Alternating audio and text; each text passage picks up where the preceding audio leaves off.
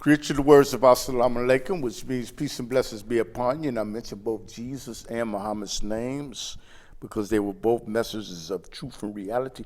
You're looking at the Underground Railroad. We come on every Saturday night at 10:30 p.m. I better say p.m. Y'all might think, somebody might think a.m. And after you get through looking at the news, get the real news on the Underground Railroad. But also you could turn to the booty butt naked truth.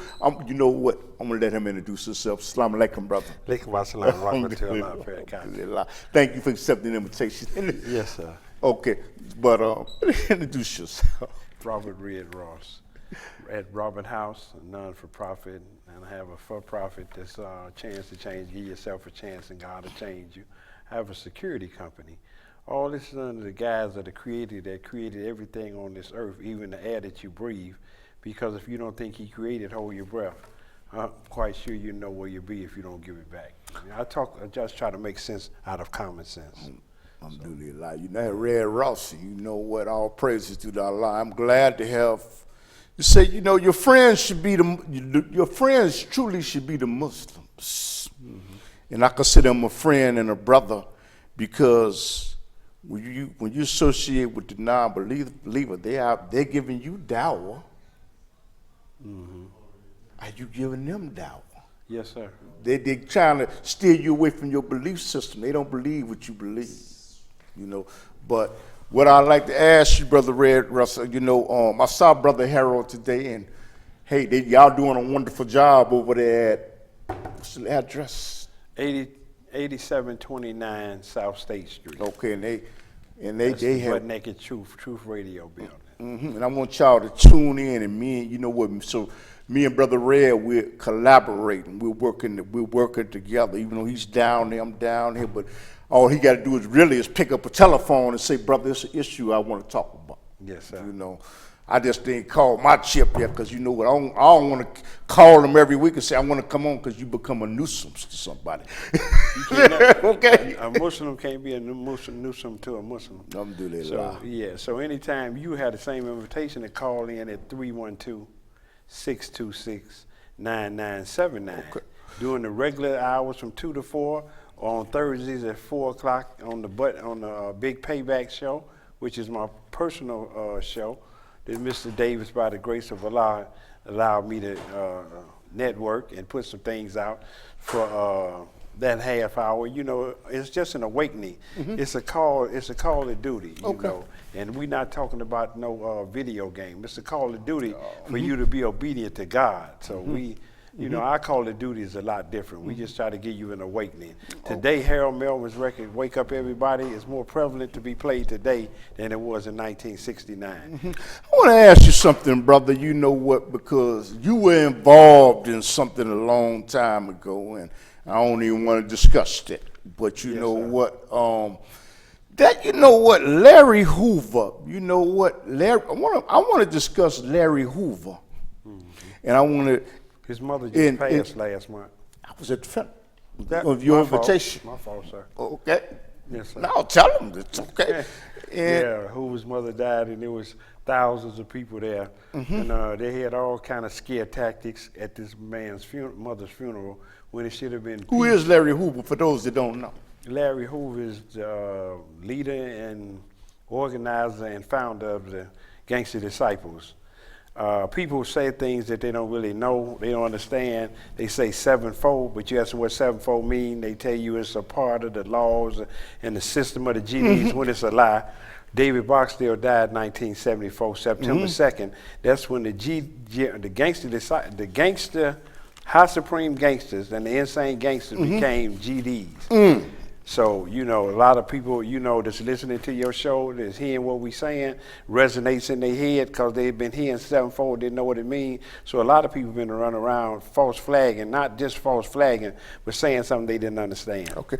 Now, we're going to be saying this, but you know what? We ain't forgot about you, Brother JEFF FORTH. No. So you know what? He might get an opportunity to see this, but tell us something about Larry Hoover and JEFF FORTH, and then I'm going to get on down to work, brother. Well, let me say that something also. Gator Bradley always talks about y'all. Okay, but go ahead.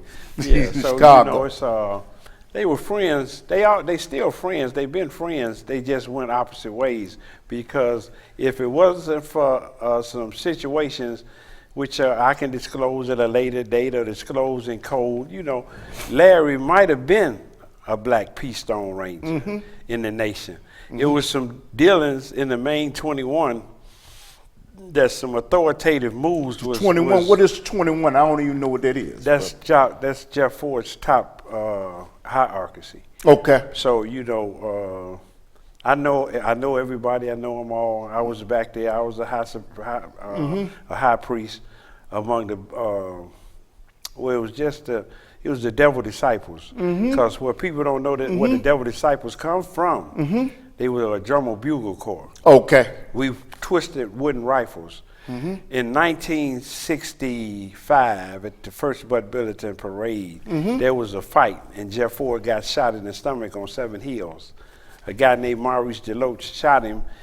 I have disclosure on being able to use his name because he was a friend of mine. But then was some tough and rough times. Most of the fights started at the Bud Billiton parade. So it was a different kind of parade because it wasn't no guns. It was a fist fight. It was a fist fight, huh? Yeah. If anybody had a zip gun, then you was the head of the crowd. Then you had to make your little zip gun. Well, you couldn't buy guns like you do now. Okay.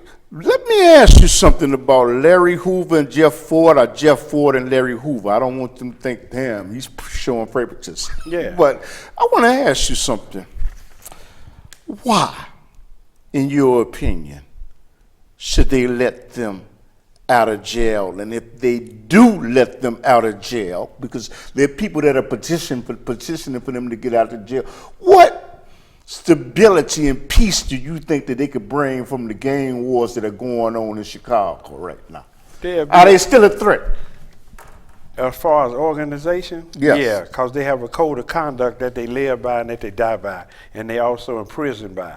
The code of conduct is the things that you do in front of people, parents, and around children, and shooting innocent children and babies and women, the mothers of our civilization, that would be a no-no. Okay. You would, first of all, you would turn yourself in. The police wouldn't have to look for you because once we get on the trail, there's nowhere for you to stay, not from here to Mississippi, so you would turn yourself in.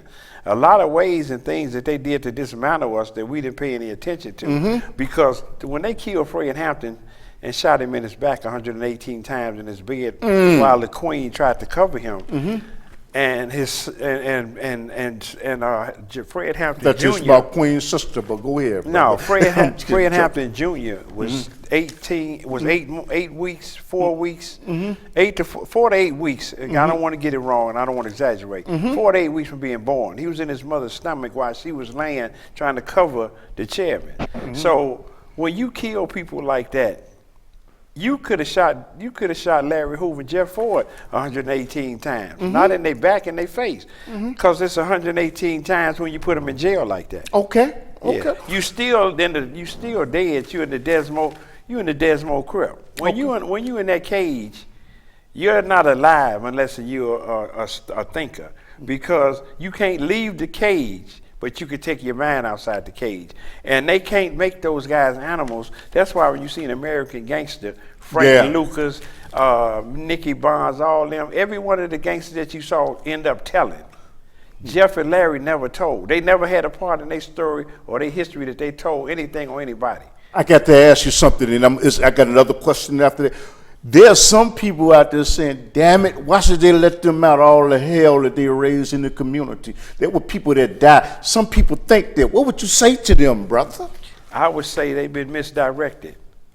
That's how you misdirect. Are you saying they was not involved in criminal activity? Are you saying they were involved in criminal activity, but not at the heightened level that they drew it up? See, when the news and the cameras point at you, who gonna point against you? Okay.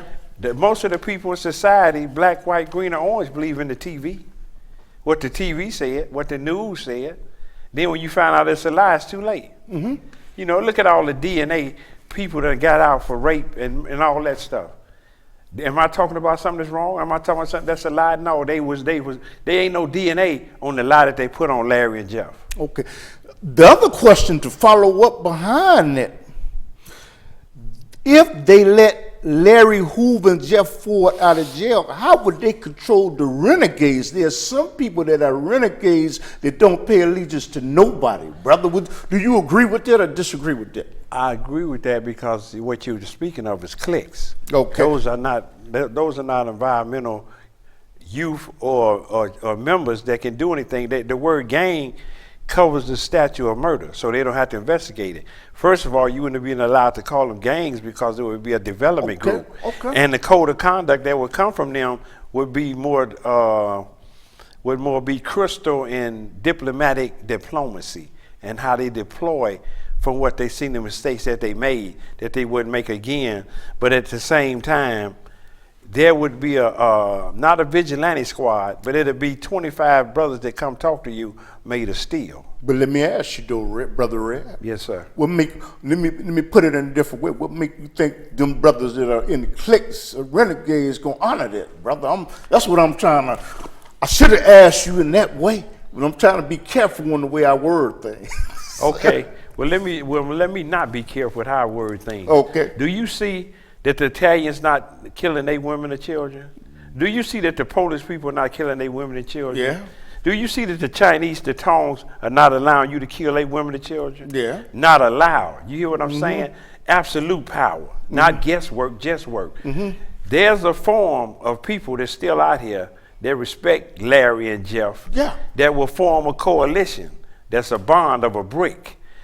You don't have to always, you get more flies with honey than you do a gun. Okay. So there's a way you can step to a person and talk to them and let them know that you're serious by the way you talk and what you're talking about. See, you don't have those other cultures allowing that to happen in their community because they at attention. Our community is at a disadvantage and not paying attention. But when the attention is brought to them by the right people, something sterile, things understood don't have to be explained. If I walk up and show you a 40 cal in my belt, I ain't got to pull it. I don't have to pull it. Yeah. No. If I walk up to you with 25 guys that you may see anywhere, anytime, any day or night, in front of your house or back of your house, or maybe in the living room talking to your mother or father. What positive impact do you think that if they let Larry Hoover and Jeff Ford out of jail tomorrow, what positive impact do you think that they would have on the subculture in their communities? What? They would have a show of hope. We've lost all hope. We lost all invested interest in having a vision to move forward. I'm talking about some action, though. That's what I'm telling you, it's a diplomatic tone that I'm using. Okay. I was an action maker. Okay. So I'm just giving you some hints, some ins and outs, some hidden news from being around those kind of people and them being close friends of mine, still friends of mine to the day. That's why I invited you to Larry Hoover's mother's funeral to see all them people coming, but you saw something else while you was there. It's a reason for that. It's an aura that you put out, and being able to talk to people. It's like a basketball player. LeBron James couldn't win a championship till he got the chemistry right. See, when you're seasoned, you can win games. When you're not seasoned, you can't win a game. Kawhi Leonard was seasoned from San Antonio. He wasn't seasoned from traveling to the teams he traveled. Well, let me ask you the question in a different way. What type of institutions did you think that they would establish to uplift the community? I asked you that way. If is a fifth and we all be drunk. But if some things happen with some funding and some proven, rehabilitation is a lie. It's a fake. When you get in jail, they don't give you nothing to rehabilitate yourself. If you don't have a mind to read, to understand things and attack things in a certain manner, you will know the difference in things. Trump don't read. He don't do a lot of things that he put people in place to do for him. That makes a difference in his cabinetcy. His heart is going the right way, but his mouth not. These guys gonna go the right way because they had the time they done in prison. It's called act right time. Yeah, they know how to act now. Okay. They knew how to act then, but not, power throws you when you think you got it, and it's really not power. It's an illusion. Ask you something now. You know what I would really like to ask you is, they were so hard on Larry Hoover and Jeff Ford to send him to jail. How come they wasn't hard on the hamburger gang? And you know what? Mayor Daley of Chicago was in the hamburger gang. How come they wasn't hard on them? I would like to ask you, why didn't they send them away for the rest of their lives? I want to ask you that. When you say that hamburger gang, you got to know a little bit about them too. You know he also killed somebody. Yeah. Okay. So that's not talked about or brought up. You know, they heroes and sheroes don't die, ours do. Mm-hmm. They got organized. Mm-hmm. When you get organized, you can run for mayor. Mm-hmm. Larry was about to establish that from jail, so they made sure he didn't get out. So they made sure he didn't get out of jail. Mm-hmm. That's what the breakfast movement was about. All these people that stole Fred Hampton's breakfast plan, it's not theirs. And nobody speak up against it. Just like nobody asked Jesse how he got out of Memphis when the whole city was locked down. Mm-hmm. With a murder like that, when they locked the city down, it ain't just yellow tape. He got a ride in a tank to the airport with Joseph Crittner. Do your homework. Mm-hmm. You know, we're talking about atrocities, brother. I want to know something. They were so hard on Larry Hoover and Jeff Forth. Damn it, why didn't they prosecute the people that did the Tuskegee experiment that ended in 1972? I'm asking. What they call it, a hidden hand? Tuskegee experiment. Somebody don't know what the Tuskegee experiment is. That's where they injected men with syphilis, and they said they was trying to do something to benefit. So why didn't they send them to jail? Since they want to be hard on somebody. I'm asking you. Because in the system, if either you with the system or you against the system. Elijah Muhammad said in 1968, the polio in the Jet magazine, when they give you a polio shot, it's a polio contaminant. Mm-hmm. So when you talking about locking them up for the chemical warfare, they have to start at the bottom. My grandmother told me something that's so significant today.